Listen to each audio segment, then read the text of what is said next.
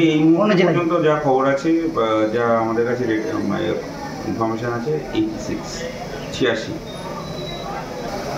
বাইরে থেকে ধরা হয়েছে।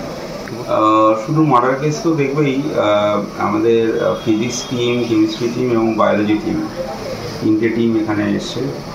এফএসএল আমাদের যেটা আছে স্টেটের, সেখানে 10 জনের সদস্য আছে। যেটা প্রিয় যতগুলি আছে সেখানে স্পেশালি মার্ডার কেসটা দিয়ে শুরু করবে, তারপরে যেখানে যেখানে যত ইম্পর্টেন্ট কেস আছে সব প্রিয় ভিজিট করবে এবং কালেকশানে বেড়ে যাবে। সিট তো গঠন হয়েছে, আপনারা অলরেডি জানেন। সিট প্রত্যেকটা যেখানে যেখানে প্রিয় আছে সেটা ভিজিট করছে, ইনভেস্টিগেশনের সাথে যা যা করা দরকার সব করছে, আয়োদের গাইড করছে যাতে সঠিকভাবে তদন্ত হয় এবং দোষী যারা আছে তারা শাস্তি পাবে। এই ব্যাপারে দুটো জায়গায় অভিযোগ এসেছিল, আমরা ইনকোয়ারি করেছি এবং সেরকম পাওয়া যায়নি।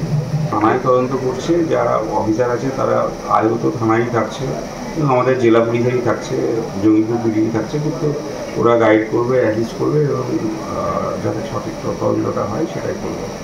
এখনও গতকাল রাত পর্যন্ত 60টা কেস হয়েছে, 274 জন অ্যারেস্ট করেছে। গতকাল রাতে 4 জন ধরা পড়েছে অ্যারেস্ট করেছে। মার্ডার কেসটা স্পেসিফিক 3 জন ধরা পড়েছে, আগে 2 জন ছিল, একজন ধরা পড়েছে গতকাল রাতে।